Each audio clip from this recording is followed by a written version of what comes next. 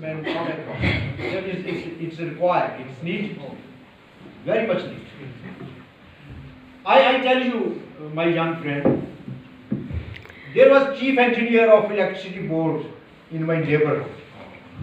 He said that he came to meet me, and he said that, sir, today is my birthday. It was his happy birthday. But it's a great event.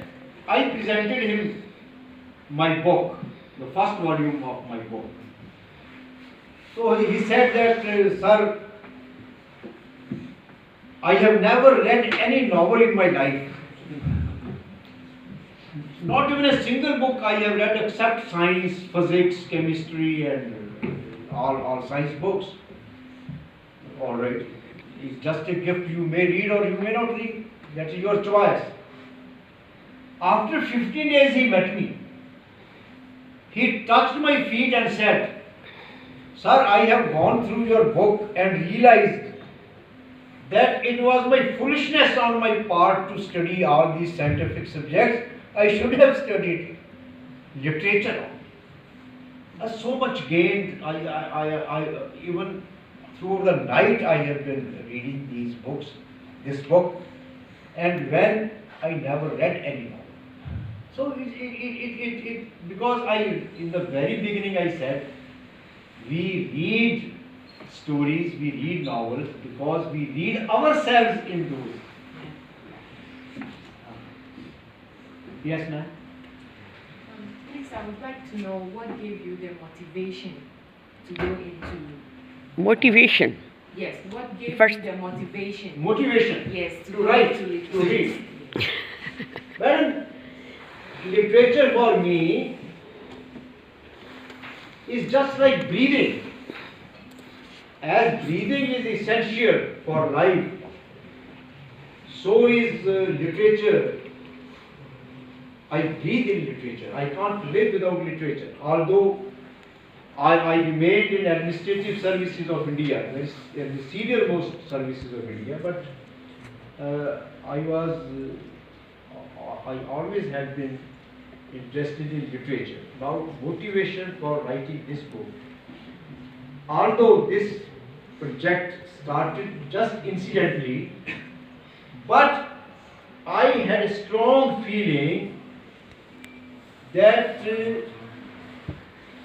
literature, the best of literature written in the world, must be introduced to the people, at least to the people of my country, because that I have written in Indian languages. I do not know any other language, and I feel that literature is the most powerful bridge between nations. It unites us. There are so many things which separate us. Literature is the only platform which unites us. When I read Chinua Achebe's novel Things Fall Apart, I feel myself moving in Nigeria. When I read the novels of Hemingway, I am moving in America. For the first time, I have visited only China in my life. I'm going to be 75 in next August. In my 75 years of life, I have seen only one country, China. But spiritually and emotionally, I have visited all 7 continents through books, through novels. I am the citizen of the entire world. I know the streets of Paris, I know the streets of Jerusalem, I know the streets of Lima and the streets of Mexico. I can talk about, I can roam about so many cities and so many worlds. I have lived many lives, although man has only one life, but I have lived many lives. I have traveled in the entire world without any passport, without any visa. So that is the beauty of, that is the motivation. That is the motivation. When I open a book, I am in a new world. I am transported in a new world. I mean, otherwise,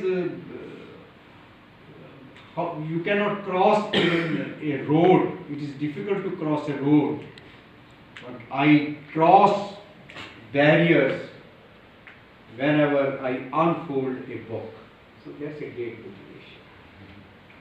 Yes. Thank you. Do you have any questions?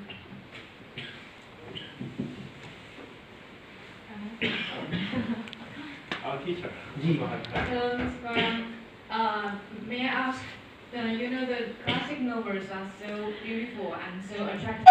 Nowadays, our students, they are not that interested in the classic novels. And then how can we get the younger generation to read more classic novels? Thank you. Good question. Classics are timeless. They transcend time, although every novel, every story is written in the contemporary times. Tolstoy wrote a story of in War and Peace concerning a particular war which was fought in his country. But why they transcend time and space? Because the essential sentiments, human emotions, or the humanity portrayed in that novel is relevant even today. We define and redefine a classic never gets old. Classic never gets old. We find all the time relevant things from a classic. That is why a classic is a classic. They say old is gold. They say old is gold. That doesn't mean that we should not read the contemporary writings. Whatever is being written today, that is as important as written in the past. But classics never disappoint you. They never disappoint you. Because much wiser people through the ages have liked and approved those. And when we sit with them, we converse with the best of minds of humanity. And they are the common heritage. They are the heritage of mankind. Thank you. Thank you Thank very you. much.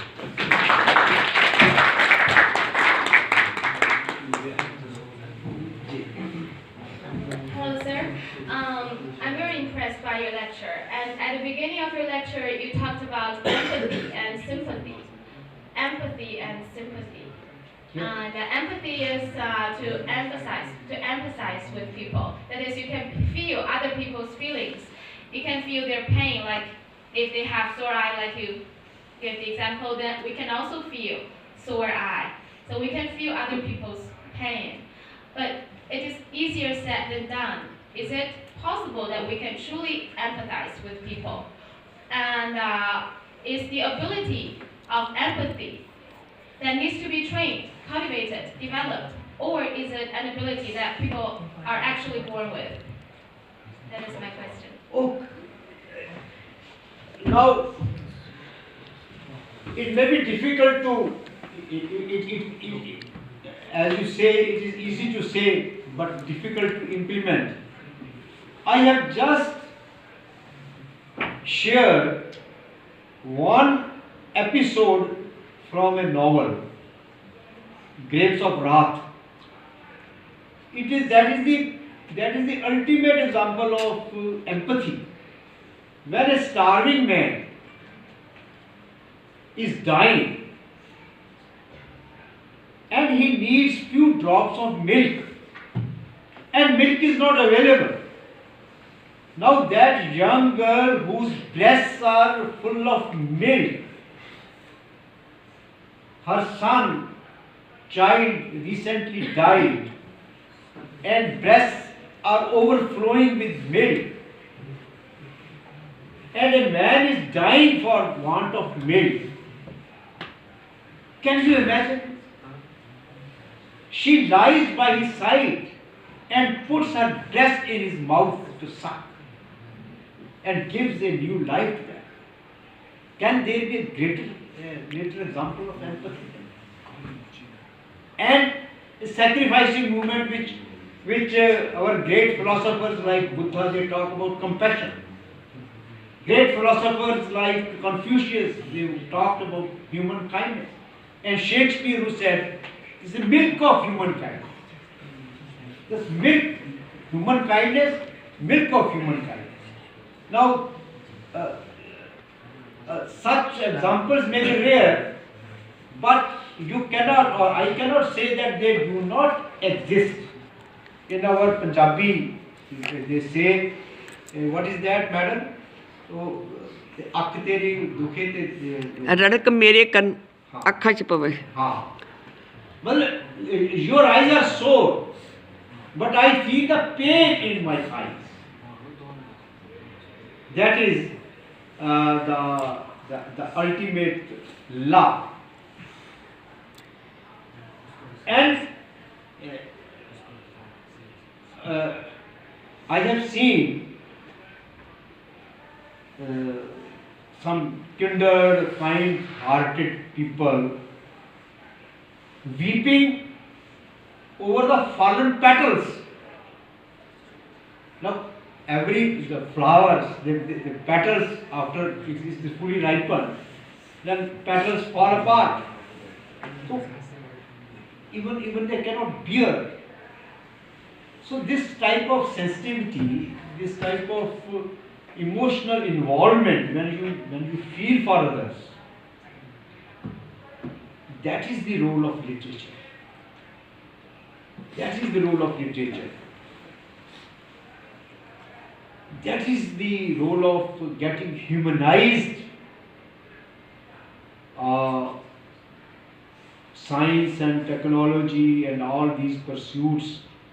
They may make you perfect in your trade, accurate in your trade, but art, literature, music, fine arts, they make you better human beings. That is the purpose of literature. That is why Gorky says that a little book is the greatest wonder of the world. Science makes you engineers, perfect, but literature makes you perfect, kind human beings. And I think that an expert doctor, an expert engineer, an expert space engineer, an expert architect needs to be a good human being, a kind-hearted human being, because all our pursuits are for the betterment of mankind. For what we are working? We are working for the advancement of mankind. Thank you. Thank you. Our international teacher, Mr. Daniel, also come to our hall. So, do you have any questions? Yeah, I was just thinking, I couldn't agree more with everything you're saying. And it's really a pleasure to listen all of these things in a world where people are really relegating literature and arts. Do I need that? Okay, good. So, my question is this. In your opinion, what social changes have taken place so that the function of social literature is not the same that has always been before? Because besides novels, we have oral literature, we have legends, we have myths, we have critical thinking, we have American writers like Henry James saying that a novel is the expression of the quality of consciousness, and that really shapes the ability of a society to have some common ideas. But something has changed, probably, so that in our contemporary society, the function of literature has been weakened. Is that what has happened? Does literature does not play the same social function that it had in the past? I share your concern, I appreciate your concern. The basic thing is that we are living this century, we are living in an era of science and technology. And the world is too much with us. Wordsworth says, the world is too much with us, we have no time to stand and stare.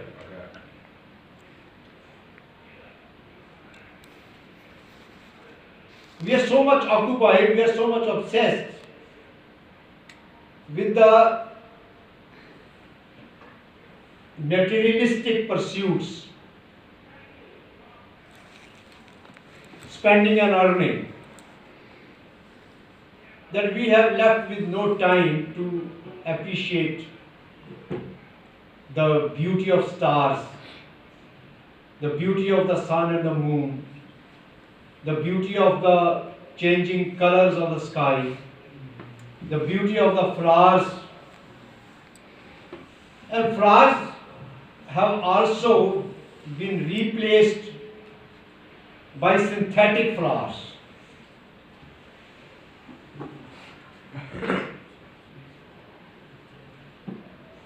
Something in us, in human, we are becoming automatas.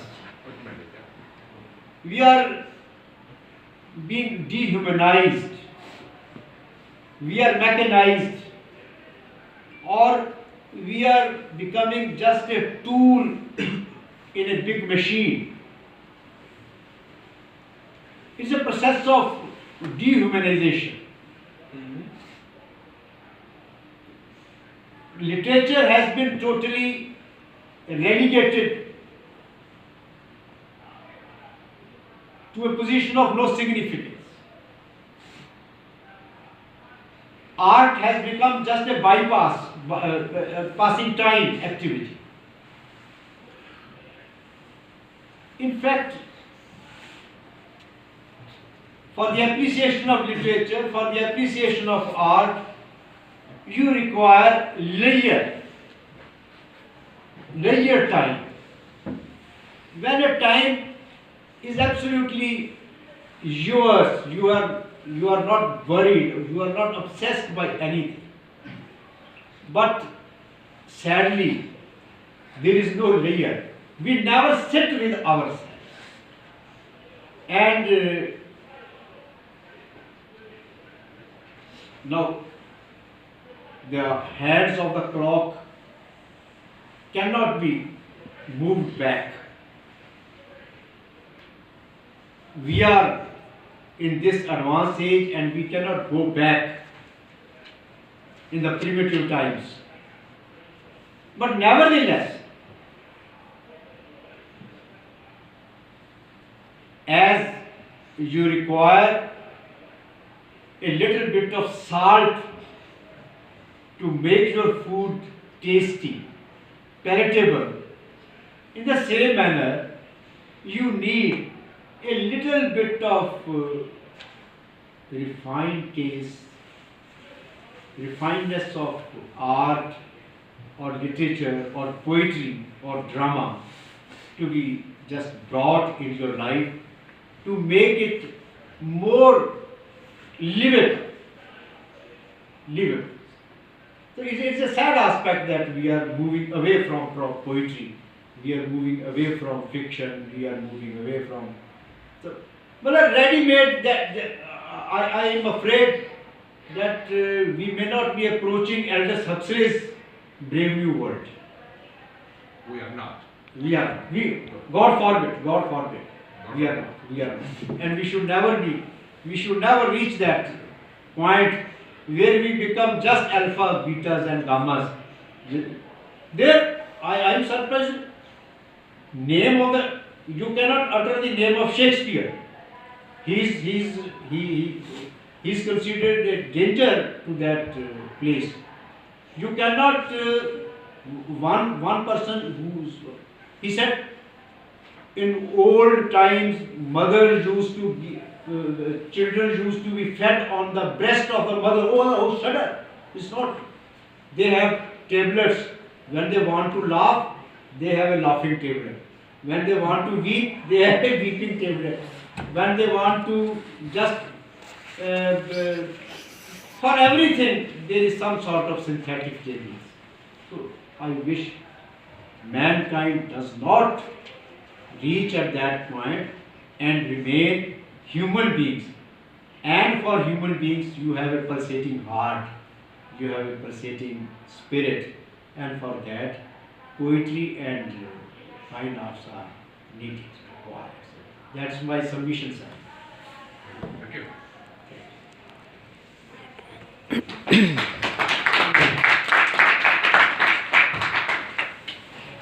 Grateful, sir. Thank you very much. I enjoyed every bit and the interest which you have shown and this very powerful interaction which we had. I am so grateful. It's a memorable morning and I will remember it. Thank you very much.